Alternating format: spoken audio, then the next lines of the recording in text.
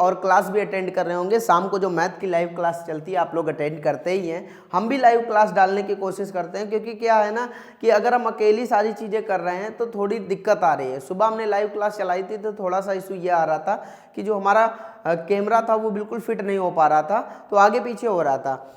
तो हम लोग देखते हैं कि ये जो हमारा जयशंकर प्रसाद है 5 नंबर का आने वाला है, तो किस तरीके से हम लोगों को इसको याद रखना है। जयशंकर प्रसाद ये जो हमारा आने वाला है 5 नंबर में आएगा, इनका जीवन परिचय हम लोगों को लिखना है। तो सबसे पहले हमको फ्लो चार्ट बनाना आना चाहिए कि एक चार्ट हमने बना लिया जिससे हमें ये पता चल जाएगा कि ये इस तरीके से लिखने से एग्जामिनर जो है नंबर काटेगा नहीं। तो यहाँ पर हमने सबसे पहला पॉइंट दे दिया जन्म की बात करें, इनका जन्म हुआ था 30 जनवरी 1889 ईस्वी में। कब? 1889 ईस्वी में हुआ था। और अगर इनकी मृत्यु की बात करें तो पहले में जन्म का तरीका तो पता हो भाई। सन आपके सामने लिखा, आप याद कैसे रखेंगे? बहुत सारे सन है, सोशल साइंस में भी, हिंदी में भी है। तो हमने क्या किया, इसका एक तरीका निकाल लिया। जयशंकर प्रसाद, एस जो आता है कितने पर आता है? 19 पर आता है। 9 से पहले 8 एक और आ जाएगा, एक और 8 आ जाएगा, 2 8 आ जाएंगे। उसके बाद इनका जन्म बन गया 1889 ईस्वी में, क्योंकि एस जो आता है वो कितने पर आता है? 19 पर आता है ABCD में। अब अच्छा जन्म स्थान की बात करेंगे, इनका जन्म स्थान उत्तर प्रदेश में। तो पहले इनका जन्म हुआ कहाँ हुआ था? काशी में हुआ था। सुगनी साहू नामक परिवार में हुआ था। इनके पिता की बात करें, इनके पिता का नाम बहुत प्यारा था, देवी प्रसाद। और माता की बात करेंगे, इनकी माता का नाम बुक में दिया नहीं है, फिर भी हम आपको बता रहे हैं इनकी माता का नाम था मुन्नी देवी। अगर आपका अच्छा टीचर होगा तो वो भी बताएगा।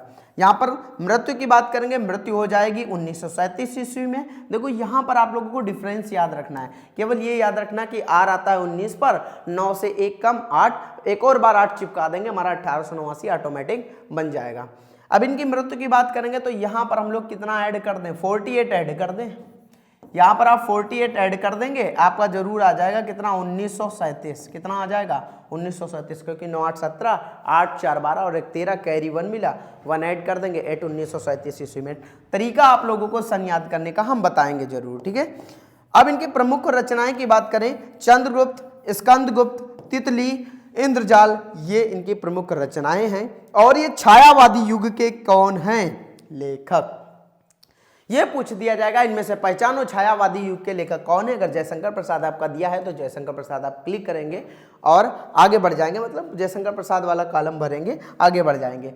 अगला हमारा परिचय की बात दे रखी है, तो परिचय हम लोगों को किस तरीके से लिखना है? परिचय हमको इस तरीके से लिखना है, प्रसाद जी जन्म कब हुआ था? काशी में हुआ था। कहाँ? सुंगनी साहू नामक परिवार में हुआ था और वो प्रसिद्ध थे, ठीक है, प्रसिद्ध वैश्य परिवार में हुआ था। 30 जनवरी 1889 ईस्वी में। कब हुआ था? 30 जनवरी 1889। 30 जनवरी नहीं भी लिखते हो, 1889 लिख देते हो, काम चल जाएगा। पिता का नाम बता ही दिया, देवी प्रसाद था। और माता की बात करेंगे, माता का नाम भी था मुन्नी देवी, ठीक है। अब बचपन में इनके माता पिता क्या करते थे? इनको अनेक तीर्थ स्थानों पर भ्रमण करवाया, बहुत तीर्थ स्थानों पर भ्रमण कराने के पश्चात जब ये घर पर ही रहे, तो घर पर रहने के बाद कुछ समय के बाद बचपन में इनके माता पिता का क्या हो गया? स्वर्गवास हो गया, मतलब माता पिता की मृत्यु हो गई।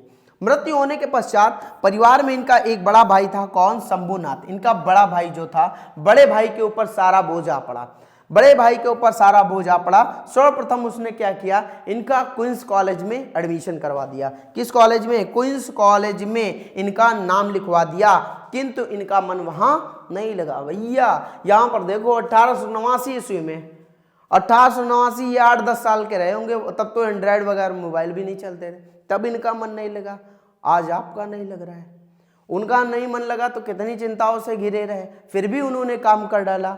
आपका मन नहीं लग रहा है, आपसे लोग कह भी रहे हैं, तो आपका इससे बड़ा काम करना चाहिए। मन लगा के उन्होंने कुछ सब्जेक्ट तैयार तो किया, आप तो वो भी नहीं कर रहे हो। सर्वप्रथम इनका नाम क्वींस कॉलेज में लिखवा दिया गया, किंतु वहां इनका मन नहीं लगा। घर पर ही इन्होंने शिक्षकों के द्वारा अंग्रेजी अपनी बढ़िया कर ली। आपका कौन सा सब्जेक्ट बढ़िया है भाई? सब्जेक्ट बढ़िया करो ना, कोई आपका फेवरेट सब्जेक्ट हो। यहां पर देखो अंग्रेजी बढ़िया कर ली, संस्कृत अध्ययन करने लगे। कुछ दिन बाद इनके बड़े भाई शंभुनाथ भी क्या हुए? चल बसे, मतलब उन्होंने भी स्वर्गवास ले लिया। उसके बाद अब सारा भार किसके ऊपर आ पड़ा? भाई देखो इनके फैमिली मेंबर कितने लोग थे? 3 ये लोग भाई थे, एक शंभुनाथ, एक जयशंकर प्रसाद और एक इनका छोटा भाई, ठीक है। और इनके माता पिता 5 मेंबर फैमिली बताए जाते हैं ज़्यादातर, और अगर होंगे तो हम जानकारी आप लोगों तक पहुंचा देंगे। इन्होंने 3 शादियां की, जयशंकर प्रसाद ने 3 शादियां की, किंतु तीनों पत्नियों की असमय मृत्यु हो गई। मतलब अचानक से पता ही नहीं चला कि मृत्यु हो गई। एक साथ 3 शादियां नहीं की, तो मतलब पहले से शादी की डेथ हो गई, दूसरे से शादी की डेथ हो गई, तीसरे से शादी की डेथ हो गई। किंतु इन्हीं चीज़ों के बीच इनके जो छोटे भाई थे उनका भी क्या हो गया, देहांत हो गया, मृत्यु हो गई।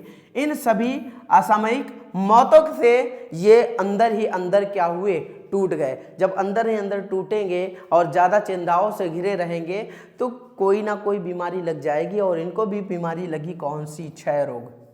यहाँ पर ये लाइन देख लो, संघर्ष और चिंताओं ने स्वास्थ्य को बहुत हानि पहुंचाई और ये क्षय रोग से पीड़ित होने के कारण 15 नवंबर 1937 ईस्वी में स्वर्गवास हो गए, या 1937 यहाँ पर 48 कर लेना, वर्ष की आयु में इनका निधन हो गया। इस तरीके से आप लोग लिख सकते हैं।